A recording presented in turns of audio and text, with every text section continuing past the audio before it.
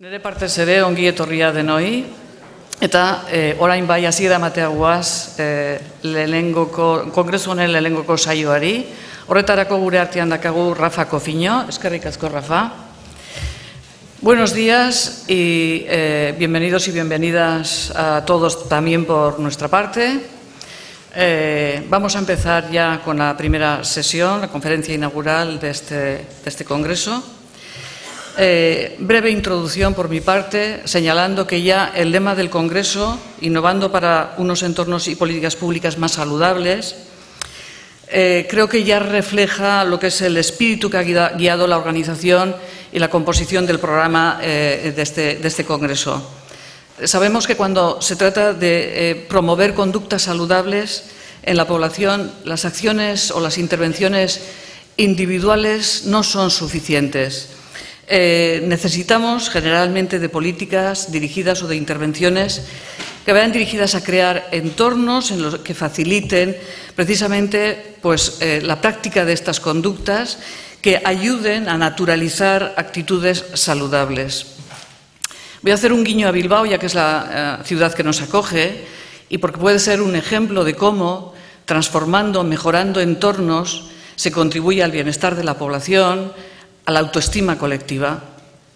Pero tampoco quiero caer en un análisis muy simplista, porque la realidad suele tener otras complejidades. Todos sabemos que las ciudades tienen su centro y su periferia, sus grandes avenidas y sus calles estrechas y empinadas, sus espacios concurridos y sus lugares apartados y oscuros, etcétera, etcétera. En definitiva, sabemos que esas oportunidades de espacios bien diseñados, bien organizados, no se reparten uniformemente en las ciudades y, sin embargo, toda la población, toda la ciudadanía que vive en ellos, bien sean avenidas o calles estrechas, aspiran a tener una vida feliz, saludable, y nosotros lo debemos de procurar. En definitiva, porque estas oportunidades de espacios bien organizados no se reparten de forma igual en todos los barrios, en todas las áreas, es lo que provoca que también la salud no sea igual, sea desigual. Y necesitamos de políticas públicas, necesitamos de políticas de promoción de la salud que precisamente contemplen en su contenido ejes de acción dirigidos a minimizar y evitar esas desigualdades para, de alguna manera, poderlos paliar. Bien, a lo largo del día de hoy y de mañana en este Congreso es un buen foro, es un buen espacio en el que podremos escuchar experiencias, podremos debatir, contraponer visiones, porque tal y como se ha dicho en la exposición anterior, hay diferentes instituciones, diferentes gentes que seguramente contribuyen a poder contrastar, a complementar opiniones, visiones, etcétera, etcétera, y eso sin duda será lo que nos dé riqueza al Congreso y volvamos todos a casa seguramente con proyectos nuevos de promoción de la salud para poderlos poner en práctica. La sesión inaugural que nos va a dar Rafa Cofiño seguramente será un buen ejemplo de esa riqueza y de esas nuevas experiencias y esas nuevas formas de trabajo. Rafa seguramente en este foro necesita poca presentación por mi parte, porque es bien conocido, sobre todo porque es bien conocido porque ha dado un lugar relevante a la promoción de la salud y a la salud comunitaria en el mapa, diría que de todo el Estado español, y siendo para muchos de nosotros referente en muchas cosas. No obstante, permitidme que dé algunos retazos de su biografía tal como él los cuenta, porque lo hace de forma interesante y además muy bonita. Él es padre de Lucía y Martín, es miope desde los 7 años, 8 dioptrías dice en el ojo izquierdo y 6 en el derecho. A pesar de la miopía estudió medicina y es especialista de medicina familiar y comunitaria. Laboralmente ha trabajado en salud pública y en drogodependencias. Desde 2008 es jefe de servicio de salud poblacional, que luego ha ido cambiando de nombre, pero que desde el cual se coordina diferentes proyectos de prevención, promoción, información sanitaria, seguridad del paciente y sobre todo el Observatorio de Salud, que es otro referente para muchos de nosotros, el Observatorio de Salud de Asturias. También está comprometido con la actividad docente. Es profesor o colabora con la unidad docente de atención primaria de Asturias. Además, es profesora asociada a la Escuela Andaluza de Salud Pública. Es editor del blog de Salud Comunitaria, otro referente, ya ves que estoy diciendo referentes para nosotros importantes, pero además es escritor, es poeta, editor de 50 maneras de ser tu amante. Él nos va a hablar en esta conferencia inaugural, que promete, sin duda, porque mirar qué título, la narrativa de los barrios en los cuerpos. Cuando quieras, Rafa.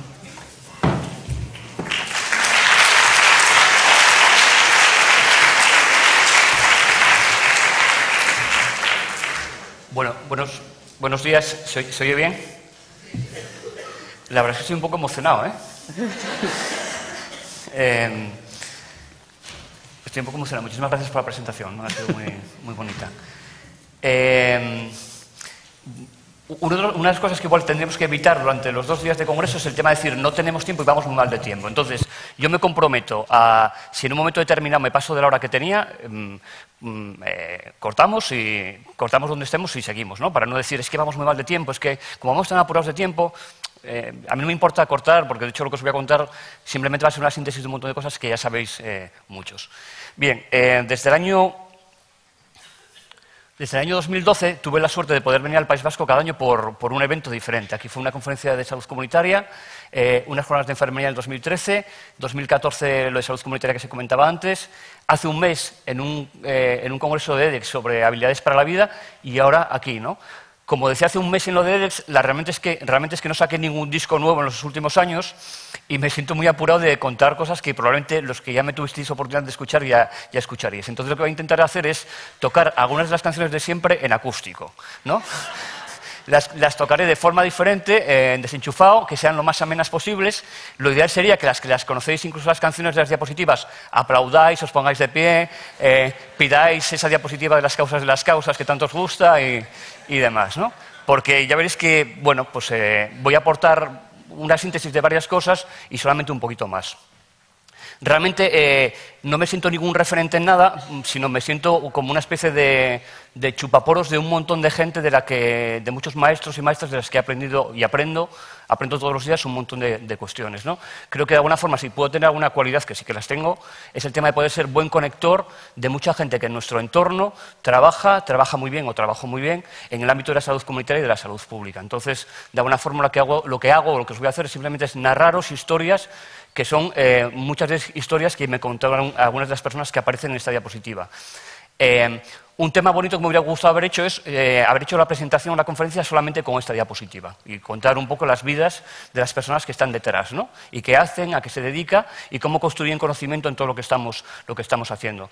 De hecho, esta es la diapositiva que más tiempo me lleva siempre a hacer porque no está todo el mundo, falta gente desde luego, y cada vez que hago alguna charla, pues el tema es que van apareciendo nuevos nombres.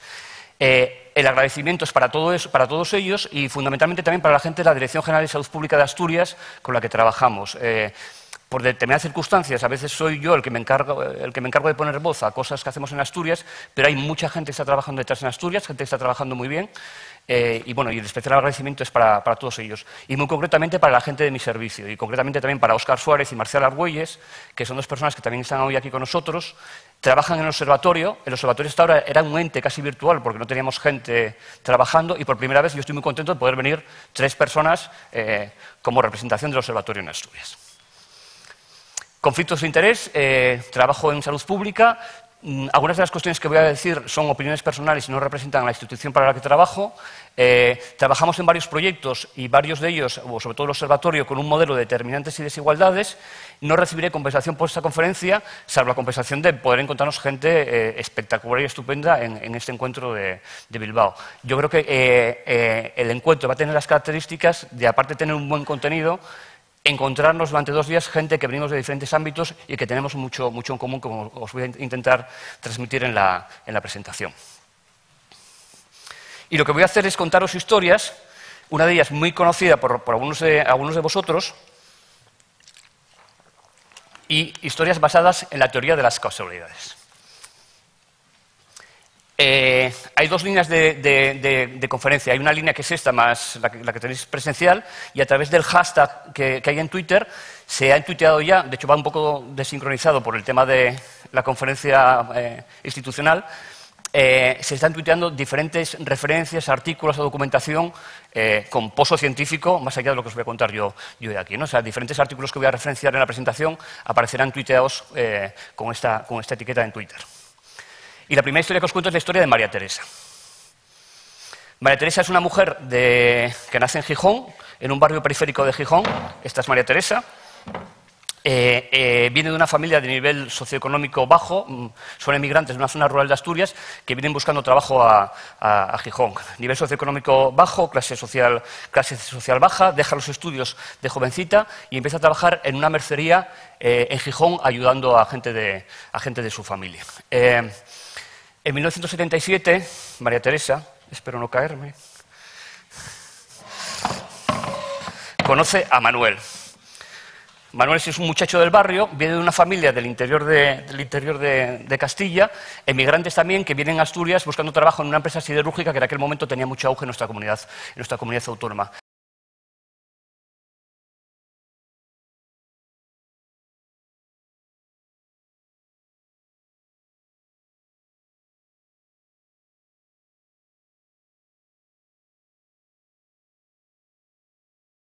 Colomer, en Valencia, con su padre, está trabajando en un nuevo modelo que es tratar de abrir centros de salud de atención pediátrica con una orientación diferente a la que se tenía hasta ese momento. Es decir, desvincular lo que es el modelo de atención hospitalocéntrica y acercar la atención a la comunidad. Manuel trata de coger la mano a María Teresa, Concha pasa con su padre en Valencia y en una ciudad lejana, en lo que era la antigua URSS, en una conferencia organizada por la Organización Mundial de la Salud, se está celebrando Alma-Ata. Teoría de las casualidades. Alma-Ata es una mega, como se puede ver por las fotos, es una mega congreso organizado por una entidad muy potente, pero que parte de experiencias de abajo arriba también. Se recogen diferentes experiencias de otros países, América Latina, Asia, África, donde lo que se intenta es trabajar con una aproximación de cómo acercar la atención a la comunidad, no solamente geográficamente, sino desde un modelo más integral que el verticalismo hospitalocentrista. Se incorporan también otros conceptos nuevos, como es la importancia del paciente como ciudadano en la participación del sistema sanitario y la atención integral en los procesos de enfermedad y de salud. Y se empiezan a caracterizar elementos de prevención y de la promoción en este modelo. En 1982 nace la hija mayor de la familia, de Manuel y de Teresa, que se llama Carmen. Justo en 1982, mientras Carmen está naciendo en un hospital de Caboñes, Juan Luis Ruiz Jiménez está trabajando como tutor de la primera promoción de residentes de medicina de familia en el Hospital General de Vigo. Juan Luis decide especializarse y formarse más para ser un buen tutor y viaja, esta es una foto, viaja a La Habana para hacer el máster de salud pública. Juan Luis viaja a La Habana y Elena Aldasoro está formándose como estudiante de medicina. Elena descubre de forma ensimismada y apasionada cómo funcionan las células, cómo funcionan los órganos unidos entre ellos, cómo funcionan bien y cómo a veces no funcionan bien, pero sería unos años más tarde cuando descubriría lo que es el riesgo relativo y el riesgo atribuible para empezar a pensar no solamente en individuos, sino también en poblaciones. En 1984 nace Manuel, que es el segundo hijo de la familia. En el momento que Manuel está naciendo en el Hospital de Caboñes, Carlos Álvarez de Ardet y Concha Colomer tienen a su hija Marina. Es un año muy importante para Carlos porque Carlos acaba de hacer su tesis sobre infecciones de transmisión sexual en hombres, en homosexuales, y se desplaza a Alicante a trabajar. Nace Manuel, nace Marina, Juan Luis vuelve a España, se incorpora en el equipo que desde el Ministerio trabaja en el Real Decreto 137/84, donde se elaboran lo que son las bases de las zonas básicas de salud, las áreas sanitarias, el funcionamiento de la atención primaria, qué competencias tienen que tener los profesionales que trabajan en la atención primaria. Nace Manuel, nace Marina, Real Decreto, Juan Luis vuelve a España y Michael Marmot consigue una plaza como profesor de epidemiología en Berkeley. 1986 es el nacimiento de otra de las niñas de la familia, la tercera, que se llama María. Justo en el mismo momento que María está naciendo en Gijón, se está escribiendo el tercer artículo de la Ley General de Sanidad, donde se destaca la importancia de la prevención y de la promoción. Prevención y promoción, conceptos diferentes, aparecen arriba porque aparentemente van a ser muy importantes en lo que es nuestro nuevo modelo de Sistema Nacional de Salud.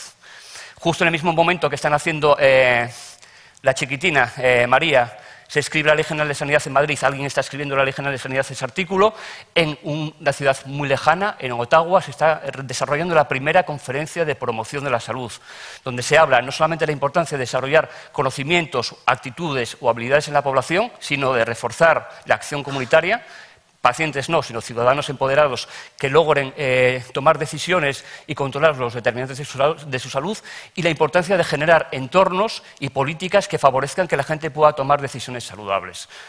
Si no hay un entorno que facilite esto, es muy difícil tomar decisiones saludables. 1988, hay una película preciosa de Nikita Mikhalkov que se llama Ojos Negros. En la película de Ojos Negros, el protagonista dice, cuando me muera y me pregunten de qué me voy a acordar, y recita tres cuestiones, ¿no? Han pasado muchas cosas en su vida, pero hay tres cuestiones que no se va a olvidar. Cuando María Teresa, si alguien le hace esa pregunta al final de su vida, se acordará de varias cosas. Se acordará de su madre, cómo le cerraba los ojinos y le decía páxaru, páxaru, páxaru en asturiano para ayudarla a dormir.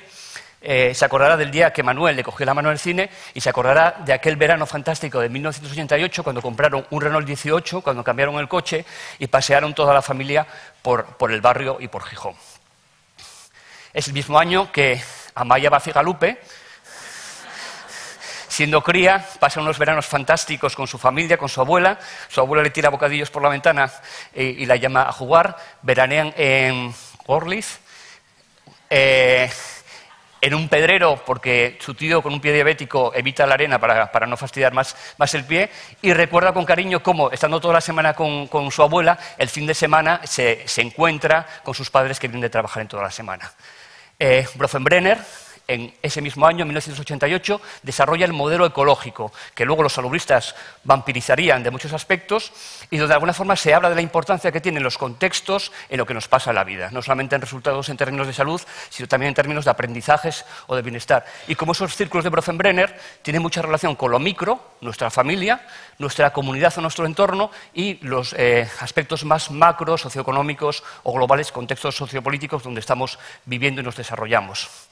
Angelina González es una niña, acaba de nacer también su hermano, tararea canciones de moda de aquel verano y empieza a identificar lo que son sus activos en su entorno, sus activos internos, los activos de grupo, los activos de la familia. En 1991, Dahlgren y Whitehead, después de haber vampirizado varios modelos, entre ellos el modelo ecológico de Bronfenbrenner, establecen un modelo que es el modelo de los determinantes sociales de la salud. Ese mismo año, Vicky López, que aparece aquí, es una niña entusiasta y apasionada que equilibra perfectamente sus círculos de Bronfenbrenner, ¿no? Lo micro, lo meso y lo macro con lo que le está pasando. Y va a describir, no en este momento, donde todo es fiesta y alegría más o menos infantil, pero años más tarde describirá perfectamente el efecto protector que tiene la comunidad donde vive. Los años pasan y María Teresa, desde este entorno, lo que sigue viendo es esto.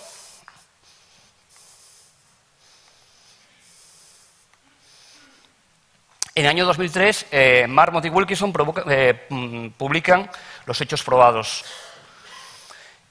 Manuel, el hijo del medio, había empezado a tontear con las sustancias y se encuentra aquí. Se encuentra allí, en esa silla que no veis que está justo detrás de la pantalla. Había empezado a tontear con sustancias, educativamente había tenido algún problema y la situación no iba muy bien.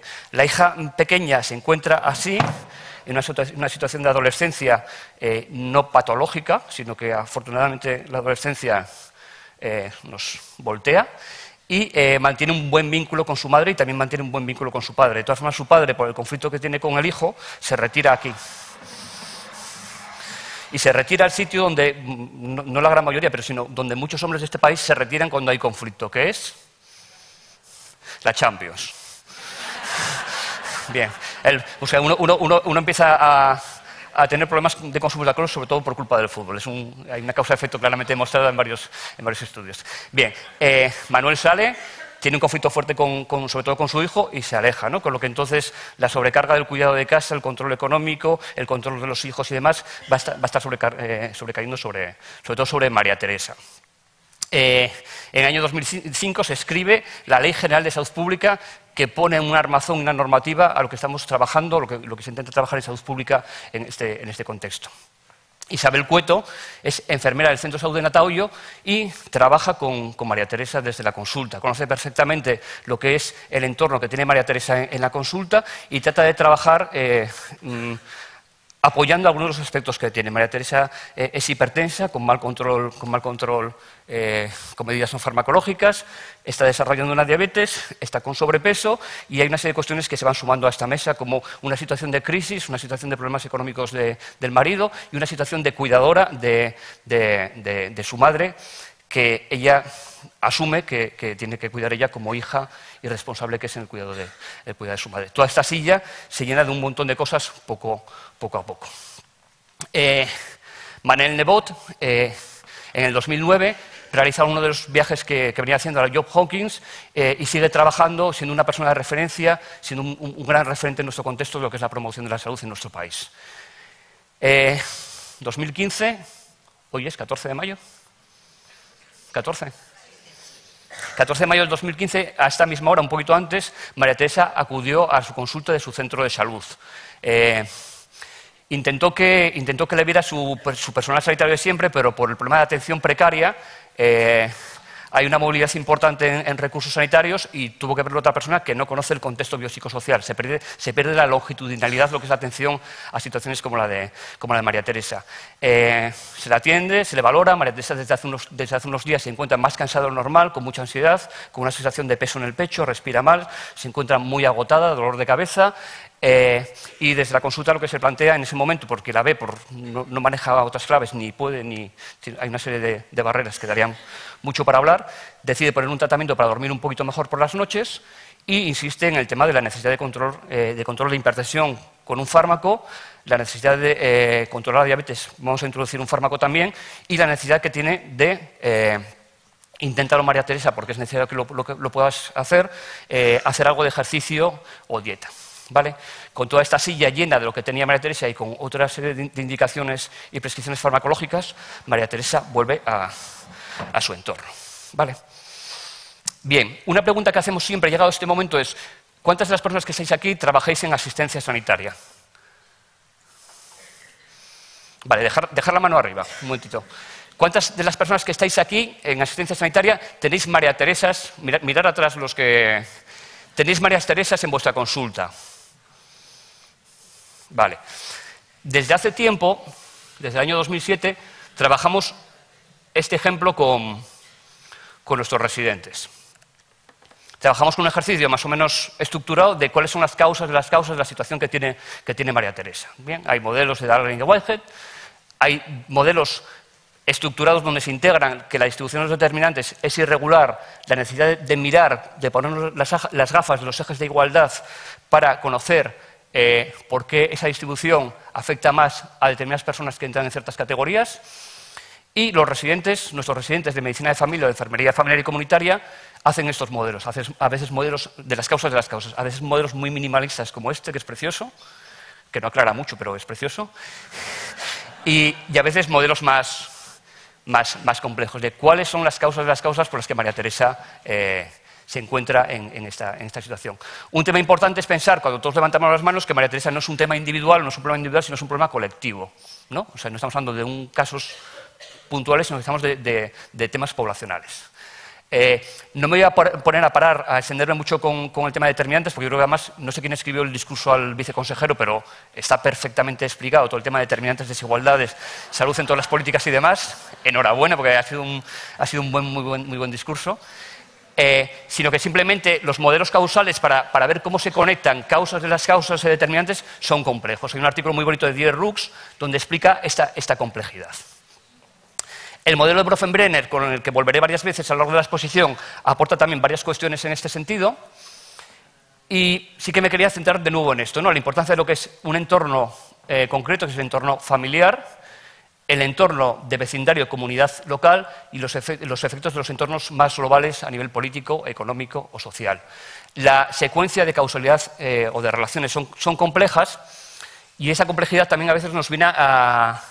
Bueno, con algunas conclusiones que cerraré al final, ¿no? Cuando nuestras medidas o nuestros modelos de investigación de estas complejidades, en qué medida a veces categorizamos de forma muy reduccionista algo que es mucho más complejo, ¿no? Y donde hay efectos desde lo local, desde lo micro, hasta lo macro, ¿no? O sea, qué repercusión, el efecto que va a tener este contexto en la hija mayor, en los primeros años de vida cruciales para el desarrollo, como vamos a ver luego, no es lo mismo que los efectos que ha tenido para la hija más pequeña. El entorno de Vicky en ese contexto, la importancia de la regulación de lo micro, lo meso y lo macro, ¿no? El efecto protector de nuestros activos o nuestros recursos individuales o los recursos colectivos. Bien, avanzamos un poquito más. Hay, por tanto, unos grandes determinantes. Esto está sacado del documento de Avanzando en Equidad, que es un documento, yo creo que clave y fundamental del Ministerio del 2010. Hay un contexto global de determinantes o condiciones. La palabra determinantes puede sonar eso, a determinismo, ¿no? Y vamos a hablar igual de condiciones. Un aspecto global, estructurales y otros intermedios. Todo esto produce gradientes en resultados de salud, de bienestar o de aprendizaje. Los gradientes, no voy a citar varios ejemplos, pero son de sobra conocidos, ¿no? Si tenemos un gráfico presentado por el Observatorio de Desigualdad de cómo se distribuye la mala percepción de salud en hombres, mujeres, según género y clase social, las Marías Teresas están aquí. Y estas María Teresas son las que muy bien Patricia Escartín y Luis Jimeno, en un artículo muy bonito sobre la historia de Pilar en consulta, son las mujeres que acuden a nuestras consultas, expresan malestares indefinidos, complejos en cuanto a causas de causas, y normalmente van a estar hipermedicalizadas, ¿no? O con nuevas etiquetas diagnósticas que van a hipermedicalizar la situación de las Marías Teresas que están aquí. El gradiente social es importante, pero el gradiente social es mucho más fuerte si eres mujer, si tu nivel socioeconómico es bajo, si tu clase social es baja, si tu nivel educativo es bajo. Bien. Esas aproximaciones hacia los contextos o cómo influyen los determinantes, hay modelos muy interesantes en infancia también. El Atlas de Child Development del British Columbia es un documento muy interesante donde se presentan mapas de unidades escolares en Canadá, se presentan diferente información comparándola geográficamente sobre información de infancia, en críos entre 0 y 5 años. Hay información sociodemográfica, pero en el Atlas que coordina Herzmann aparecen temas tan interesantes como una medida del índice de desarrollo en la infancia, a través de es una escala que puntúa varias cuestiones, ¿no? El índice de desarrollo en la infancia, el desarrollo temprano, valora el tema de competencia social, madurez emocional, desarrollo cognitivo del lenguaje o habilidades de la comunicación. El Atlas lo que aporta sobre todo como elemento clave es la comparación de cómo estas dimensiones del índice se relacionan con aspectos socioeconómicos, ¿no? En las familias o los entornos donde viven estos críos. Herzmann, en este y en otros artículos que os citaré posteriormente, insiste en la importancia de la infancia como una situación de alta vulnerabilidad en el desarrollo de funciones, ¿no? Y va a insistir en algo clave que es la situación actual que podemos tener en nuestro contexto de desprotección de la infancia. Va a producir cohortes, voy a utilizar el término cohortes, que es un poco pluf, con una alta vulnerabilidad en los próximos años. O sea, es una situación de emergencia fundamental, no solamente por lo que pueda ocurrir con los niños hoy o aquí y ahora, sino a largo tiempo, ¿no? La perspectiva de Bronfenbrenner es muy interesante por la dimensión no solamente de espacio, sino la dimensión de tiempo, ¿no? Bien, ¿cómo se relaciona esto con esto? Estamos llegando un poco al centro de lo que es la exposición. Bien, a veces ponemos esto, ¿no? La relación de lo biológico con lo psicosocial. Vamos a profundizar un poquito más en esto. Vamos a contar varias historias. Corte Whitehall, corregidme los epidemiólogos sociales que estáis aquí, que sois unos cuantos y muy buenos, un estudio publicado sobre mortalidad de enfermedad coronaria y la contribución de los factores de riesgo. Bien, parece de cajón, es un estudio que publica, lo cuenta Marmot en uno de sus libros. Parece claro que va a haber diferencias de salud entre poblaciones muy ricas y poblaciones muy pobres. Pero ¿qué ocurre entre poblaciones que no son tan ricas y tan pobres como los funcionarios británicos? ¿Qué ocurre si cogemos a los funcionarios británicos y medimos la mortalidad por enfermedad coronaria? No son ni muy ricos ni muy pobres, pero hay categorías profesionales diferentes. Lo que demuestra el estudio es que hay un gradiente. Aquellos que tienen categorías profesionales más altas mueren menos, tienen menos hombres, está hecho en hombres el gráfico tienen menos mortalidad por enfermedad coronaria que aquellas categorías profesionales bajas. La primera hipótesis que se maneja y que a veces manejamos por nuestro modelo educativo es, bien, vamos a suponer que es que tienen peores conductas en salud. Fuman más, hacen menos actividad física, comen peor. Ajustándolo por factores de riesgo, por esos factores de riesgo, se observa esto. Sí, realmente los factores de riesgo clásicos cardiovasculares explican algo esto, se mantiene un gradiente, es decir, categorías profesionales bajas tienen más conductas de riesgo, pero no explican ni mucho menos las diferencias en mortalidad por enfermedad coronaria. Dicho de otra forma, pensar en nuestros funcionarios, ¿no? En un sistema sanitario o en cualquier funcionariado público de nuestro Estado. Un fumador que está en una categoría profesional baja tiene más riesgo de enfermedad que un fumador que está en un nivel superior. Pero también una persona que no tenga factores de riesgo de una categoría profesional baja va a tener más riesgo que una categoría profesional superior. Es decir, y aquí Marmot da una vuelta que yo la primera vez que lo oí fue como decir, ahí va, parece que estamos conectando temas. Marmot plantea una hipótesis que es, ¿por qué ocurre esto? Ocurre porque las categorías profesionales bajas tienen menos capacidad de control de sus vidas que las categorías profesionales altas. Marmot también dice una cosa, porque justo cuando estábamos presentando esto, al día siguiente al presidente del Principado le dio un infarto. Dijo, bien, esto es poblacionalmente, o sea, desde luego que vamos a tener casos concretos en todos los niveles.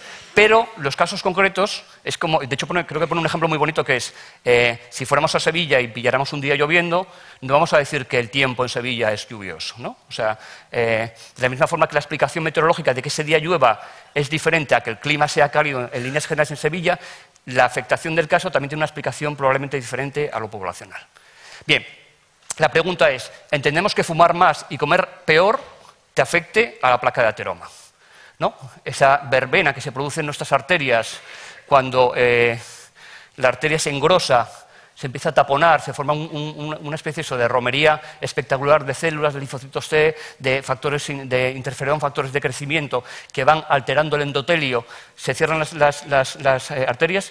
Bien, parece que lo entendemos por el tabaco, por las grasas, pero ¿por qué estar poco empoderado?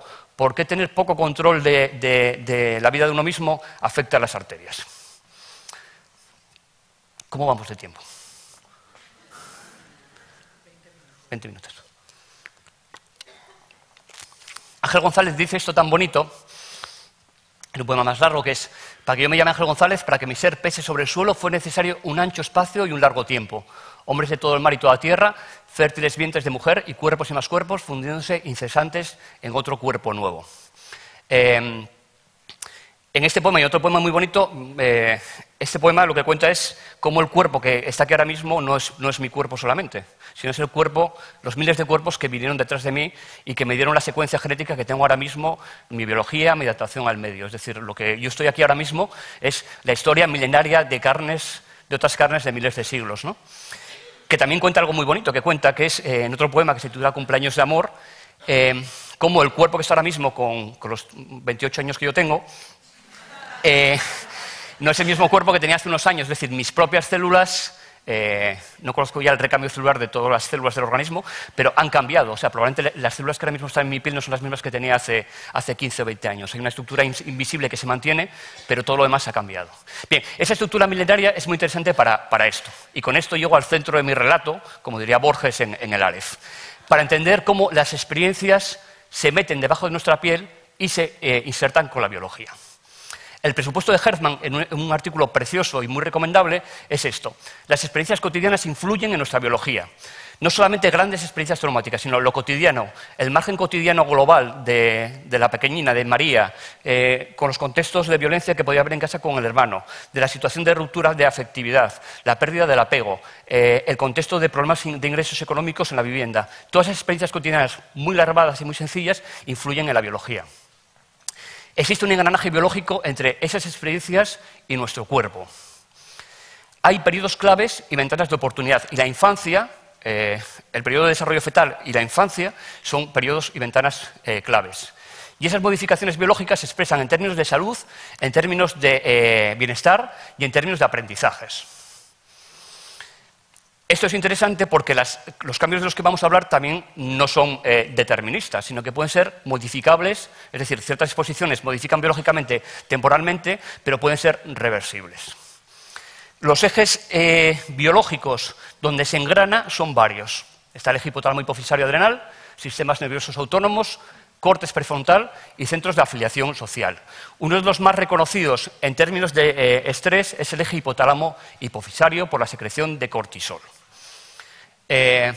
Un experimento muy bonito que señala Hertman en su artículo con ratones, de Sapolsky del año 92, es el siguiente. En un grupito de ratones hay un grupo de intervención y un grupo control. El grupo control los dejan y no hacen nada, y el grupo de intervención cogen a los ratones nada más nacer y los sacan del grupo. Se los llevan unos días, los secuestran y luego los vuelven a meter en el grupo. Esos ratones secuestrados, cuando vuelven a su casa, normalmente con sus madres se regocijan y los acarician de una forma espectacular. Los chupetean, los abrazan, los miman. Mientras que los otros que estaban desde siempre, un poco como el rollo este del hijo pródigo y el ratón pródigo, ¿no? Bueno, los cuidan, pero no tanto. Lo que marcan los estudios hay que es diferentes respuestas de los ejes hipotálamo hipofisario adrenal en un grupo de ratones y en otro. El grupo más chupeteado y más querido tiene una secreción basal de cortisol más baja de lo normal, responden bien ante determinados estímulos, pero el cortisol baja de forma más rápida. Es decir, su respuesta es más moderada en el tiempo, menos agresiva. Se plantean que esa respuesta del cortisol más moderada tiene repercusión con menos afectación en zonas del sistema nervioso central relacionadas con procesos de memoria, procesos cognitivos y aprendizajes de habilidades. Otra historia. Rosetto. ¿Cuántos conocéis la historia de Rosetto? Bien, Rosetto es una historia muy bonita que Rafa Bravo, que es una persona de referencia en atención primaria en nuestro país, me preguntó un día, yo no tenía ni idea, y me regaló esta historia, que es la historia de Rosetto. Rosetto es un pueblecito fundado por inmigrantes italianos en Pensilvania, a finales del siglo XIX o principios del XX. Llama mucho la atención a médicos en la primera mitad de los años del siglo XX, porque cuando se estudia la mortalidad cardiovascular, se ve que en Rosetto la gente no se moría de enfermedades cardiovasculares, al contrario de lo que estaba pasando en otros pueblos de Estados Unidos. Se vio que no se morían ni de cardiovasculares ni de otra cosa. Las hipótesis, o sea, se morían de viejos, vamos, si no era el de solo puede quedar uno. Se plantean el tema de por qué puede ser, y una hipótesis es genética. Se ve que genéticamente otros inmigrantes italianos del mismo pueblo que habían ido a otros pueblos de Estados Unidos se morían. Se plantea el tema si puede ser por cuestiones de dieta mediterránea y se ve que aunque bueno, comían algo mediterráneamente, realmente metían mucho cerdo, comían muchas grasas, fumaban bastante y no eran runners de estos que salían todos los días a hacer ejercicios así en el pueblo por las mañanas, ¿no? Kawachi, que es uno de los popes en Capital Social, cuenta la historia de Rosetto y cuenta de una forma muy bonita cómo una de las hipótesis que se manejan es que era una comunidad con enorme cohesión social y mucho capital social, y que era una sociedad enormemente igualitaria. Cuenta una historia muy bonita que es cómo los porches en estas ciudades americanas, estos pueblos americanos, tienen dos porches, para la parte de adelante y para la parte de atrás. Normalmente las familias más americanas vivían en los porches de la parte de atrás, mientras que en Rosetto, como buenos italianos, vivían en los porches hacia adelante. Y están todo el día unos encima de otros. ¿No? Había una red social súper interesante. Cuenta de una forma también, bueno, didáctica y pedagógica, cómo en el momento que las enfermedades cardiovasculares empezaron a aumentar en Rosetto, antes o después, veremos, los porches se desplazaron hacia la parte de atrás y la gente dejó de hacer tanto tejido comunitario y vivir más en la parte de atrás de los porches. Bien, una pregunta interesante en este sentido es cómo puede proteger una sociedad más igualatoria que nuestras coronarias sean más resistentes y cómo afecta incluso teniendo peores conductas, ¿no? Es decir, hay mucha cohesión, hay mucho capital social, tienen peores conductas, pero pese a todo tienen buenos resultados en términos de salud. ¿Cómo afecta? Voy a poner un ejemplo muy tontuno, pero que se entiende bien. Una persona se muere y deja este texto, leerlo, con su herencia. Se reúnen Juan, Luis, el sastre, los jesuitas, porque no se ponen de acuerdo quién se tiene que llevar la herencia. Y Juan dice, está claro, dejo mis bienes a mi sobrino Juan, no a mi hermano Luis. Tampoco jamás pagase la cuenta al sastre, nunca de ningún modo para los jesuitas. Todo lo dicho es mi deseo. Y dice el sastre, ¿dejo mis bienes a mi sobrino Juan? No. ¿A mi hermano Luis? Tampoco, jamás. Páguese la cuenta al sastre. Nunca, de ningún modo, para los jesuitas. Todo lo dicho es mi deseo. Pero los jesuitas, que ya sabéis, dicen, no. ¿Dejo mis bienes a mi sobrino Juan? No. ¿A mi hermano Luis? Tampoco, jamás. ¿Páguese la cuenta del sastre? Nunca, de ningún modo. Para los jesuitas todo. Lo dicho es mi deseo. Y los jesuitas se llevaron la herencia. Cuando nacemos con un material genético empaquetado, a través de un material bioquímico que son unas bases de adenosina, de guanina y demás, que viene empaquetado. Es una especie de alfabeto que se engarza de una forma determinada u otra para poder leerse. Lo que es importante es que el material genético se puede leer de una forma o de otra. Según cómo pongamos las tildes, los acentos o los signos, ese material genético se puede leer de una forma o de otra. Lo que dice cómo nuestro material genético se puede leer, cómo o dónde y cuándo se puede leer, es la epigenética. El paso de la epigenética a la genética es importante porque quiere decir que ese paquete duro que tenemos, ese hardware, es modificable.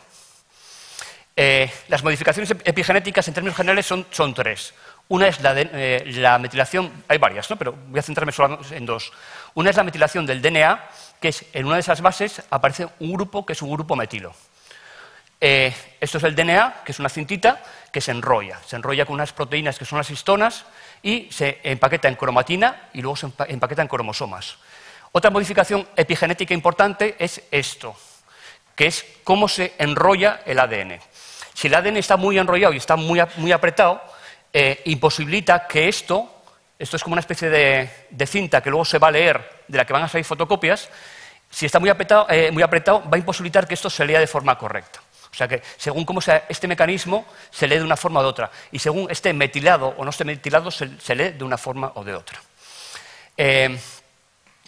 Lo interesante de los modelos animales que os contaba antes con Hertzman es que no solamente hay modificaciones en los ejes de cortisol, sino que la exposición a estresores ambientales o estresores positivos o negativos generó modificaciones en el cortisol, pero también generó modificaciones en su epigenética.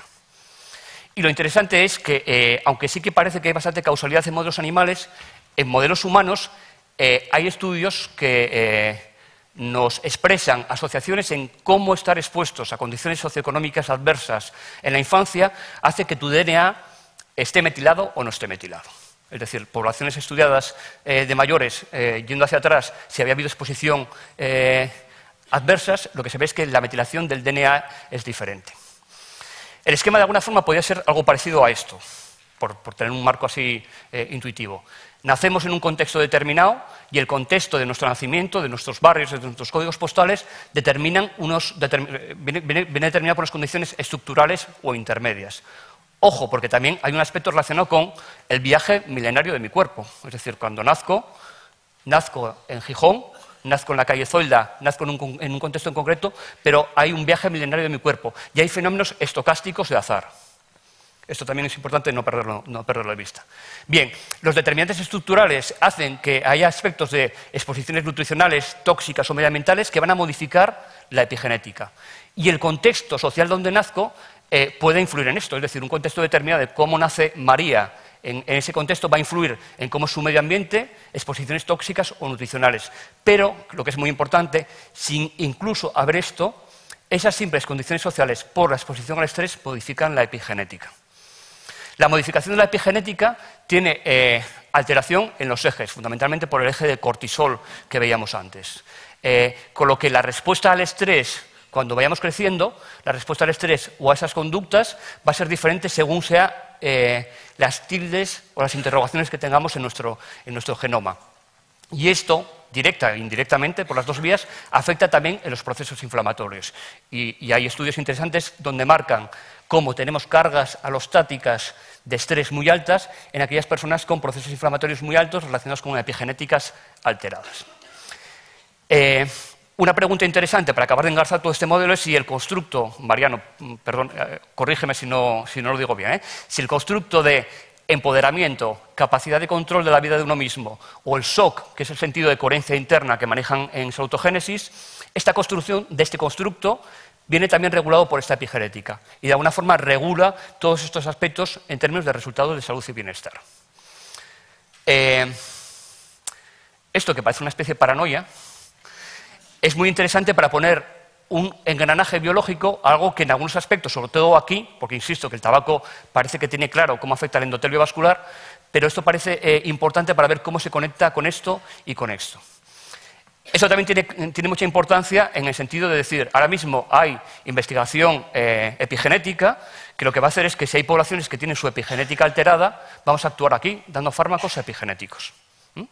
Imaginaros que a María, la pequeña, dentro de unos años, dicen, epigenéticamente tienes tu DNA alterado, te vamos a dar un fármaco epigenético para desmetilarte y que todo vaya bien. Esto que parece ciencia ficción y parece un poco un rollo mundo feliz, hace 20 años parecía un mundo feliz a personas que decían, bueno, personas que manejen mucho nivel de estrés, me da igual cómo esté esto, vamos a darles psicofármacos para bajarles la ansiedad. ¿No? Que no duerme bien María Teresa Madre, vamos a darle psicofármacos. Esto es muy complicado, María Teresa, es que esto, claro, depende de otros niveles de actuación. Nosotros, como solo podemos actuar aquí, vamos a dar psicofármacos. Cuando se leen todos los artículos de epigenética, incluso artículos muy interesantes de trabajo social y epigenética, se habla mucho sobre esto, ¿no? Sobre la importancia de la farmacología o de las interacciones endianas epigenéticas. Pero, y lo que quiero decir con esto, y ese elemento fundamental, es las causas están aquí. Y esto es un poco lo que se viene diciendo desde hace muchos años ya en salud pública, en otras disciplinas, y lo que dice Marmot cuando dice, yo veo a mis pacientes en urgencias, los veía, en condiciones de mierda. Los puedo tratar perfectamente, los puedo curar perfectamente, pero los voy a volver a enviar a condiciones de mierda, ¿no? El tema de cómo la modificación epigenética aparece vinculada, y esto es el eje hipotálamo hipofisario adrenal, en un artículo de Neuroscience en el año 2014, es muy interesante porque hay modificaciones epigenéticas relacionadas con la vulnerabilidad y relacionadas con la resiliencia. Y quizás ese es el punto de conexión con aspectos relacionados con sentidos de coherencia o empoderamientos. Un tema interesante que no se me olvidó decir es, aquí faltan flechas, es decir, los procesos son reversibles. Hay procesos relacionados con esto o con esto que hacen la posibilidad de hacer reversibles aspectos epigenéticos. Bien, cierro. Voy cerrando con una serie de conclusiones y con esto acabo. El tema del gráfico anterior, que es un gráfico como de conexión, algo que nos gusta mucho decir es que la importancia es conectar las diferentes disciplinas de gente que estamos trabajando en todo el proceso. Hay gente que está trabajando más hacia un lado de la diapositiva y gente que está trabajando más hacia otro lado de la diapositiva. Lo importante es tener como un marco integral que nos conecte y que nos haga pensar que estemos donde estemos, es importante mantener esa conexión y trabajar con un cierto modelo, cierto paradigma similar. Para la gente que trabaja más en el modelo de determinantes, incluso aunque trabajemos en otros modelos, lo importante es la abogacía hacia las condiciones en las que está viviendo la población. Es decir, es insistir que aunque mi trabajo o vuestro trabajo sea eminentemente clínico o educativo, el aspecto fundamental es ir hacia las grandes determinantes de los círculos de Profenbrenner, donde podemos realmente tener un impacto en sociedades más igualitarias o con mayor cohesión social. Una reflexión es que hay que ir hacia la izquierda. Hacia la izquierda de la diapositiva, en esta abogacía. Hacia la izquierda del voto político es algo opcional, pero hacia la izquierda de la diapositiva siempre. En un artículo muy bonito que presentamos el año pasado cuando hablamos en enfermería del tema de determinantes sociales y de enfermería, se hablaba de esto, ¿no? De cómo la enfermera comunitaria tiene que tener un papel de atención comunitaria, pero siempre pensando también en los determinantes sociales a nivel macro. Es muy importante también pensar, cuando hacemos las fotos de nuestra comunidad, que estas fotos tienen que ser fotos, es decir, si hacemos un análisis de situación en nuestra comunidad, pensar que el modelo que vamos a manejar es un modelo muy integral, de determinantes sociales, de conductas. El modelo que tenemos en el observatorio integra determinantes socioeconómicos, ambientales, conductas, calidad del sistema sanitario, y también pensar de aquellos modelos que sea posible la relación con aspectos de indicadores positivos que a veces olvidamos, ¿no? Como elementos de capital social de ámbito más comunitario o de activos a nivel más individual, sería muy interesante para que estas fotos también tengan su mirada apreciativa de lo que está pasando en la comunidad. Y si es posible, las fotos también de nuestros marcadores biológicos, es decir, en qué medida comunidades con sentidos de coherencia muy alto, con capital social fuerte, cómo está su epigenética o cómo está su carga alostática. En este sentido, la epidemiología, los que sois epidemiólogos y trabajáis en investigación, quizás pensar que hay que pegar un cambio de paradigma, ¿no? Quizás ya no solamente el tema de integrar miradas cuantitativas o cualitativas, sino no tengo ni idea, pero no sé si algunos aspectos incluso de la física cuántica, con esto del principio de incertidumbre, de cuando ves el gráfico de la relación de lo que está pasando en esta familia, decir, hacer reduccionismos es muy complejo, ¿no? Quizás habrá que buscar unos modelos matemáticos o no matemáticos que vayan más allá. Algo que siempre dijo, que me gustó mucho, Javier Padilla, que dijo una vez, es que las matemáticas no son solo números, ¿no? O sea, hay cuantitativa que puede ser muy cualitativa y cualitativa que puede ser muy cuantitativa. Hay que ir hacia esos nuevos modelos. ¿Cuántos de los que estáis aquí tenéis a María Teresa en vuestra consulta? ¿Cuántos de los que estáis aquí, aunque estéis en consulta, conocéis María Teresas? ¿Cuántas María Teresas hay aquí? Bien, el tema de la participación se va a hablar, es un elemento importante, ¿no? Es decir, mi sentido de coherencia es muy bajo, puntúo muy bajo en la escala de sentido de coherencia salutogénica, y la conferencia es el peor método siempre para pasar, como dice David Warren, la conferencia es el mejor método para pasar lo que dice el expositor a los apuntes del alumnado sin que pase por sus cabezas, ¿no? Si queremos procesos participativos tenemos que hacer temas totalmente diferentes, ¿no? Y hay que plantearlo de alguna forma. Es muy importante participación, es un elemento fundamental también, creo que es el tema de formación. Necesitamos formación con una perspectiva de universalismo proporcional, que es formación para quien más la necesita. Y actualmente yo creo que probablemente hay varios sectores que igual necesitamos mucha formación, pero quien más lo necesita son nuestros cargos directivos y de gestión. Es decir, necesitamos que todos sepamos de todo, un poquito, pero sobre todo quien va a tomar grandes decisiones a nivel político, presupuestario y demás. Y en términos de formación, yo creo que también es importante que no hace falta, o no es bueno que haya unos pocos que sepan mucho, sino que todos tenemos que saber un poquito de algo, ¿no? Porque así las sinergias van a ser probablemente mucho mayores. ¿Cómo se hace todo esto? ¿Cómo se hace que María Teresa, en su contexto, en sus círculos de Bronfenbrenner, con sus círculos de iguales, vaya activándose, empoderándose y demás? Pues depende con muchas cosas, pero depende fundamentalmente pues, con muchas de las personas que no están aquí, que siguen aquí por su trayectoria y su formación. Y los cómo se van a explicar en el Congreso. O sea, una de las riquezas que vais a tener es que muchas de las piezas de este puzzle, del cómo poder llevar a práctica algunas cuestiones, son cómo que se van a ir resolviendo en cada una de las mesas, en cada una de las dinámicas comunitarias, en varias de las presentaciones que vais a tener a lo largo de estos 2 días, ¿no? Esto lo bueno sería, como aquello del subcomandante Marcos, de ponernos un espejo aquí y decir los cómo los tenéis vosotros desde el otro lado. La situación es compleja. Como dijo Jean Grey aquí de una forma fantástica, la situación es muy compleja, es difícil, pero la ventaja para los que trabajamos en salud pública, así como la ventaja que los que trabajan en atención primaria es que sea una atención centrada en la persona, para la gente que trabaja en salud pública, nuestra gran herramienta fundamentalmente tiene que ser esta, la cooperación intersectorial, el trabajo colectivo, generar sinergias y generar aprendizajes. Eso también va a suponer que tengamos que perder territorio, ¿no? O sea, nuestras instituciones, nuestros yos, tendrán que dar un pasito atrás para ganar algo del otro y de alguna forma sumar fuerzas. Pero esto, de alguna forma, en un modelo biomédico, liberal, agresivo, opresivo, es la única ventaja que tenemos para seguir adelante y seguir avanzando juntos y juntas.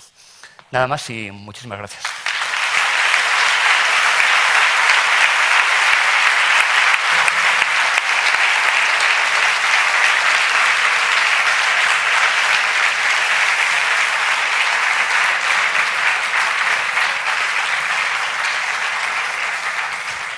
No va a haber preguntas. Las preguntas solamente las responderé por un televisor de plasma o por Twitter, como... Pues al café, si no hay más. Gracias, Muchas gracias.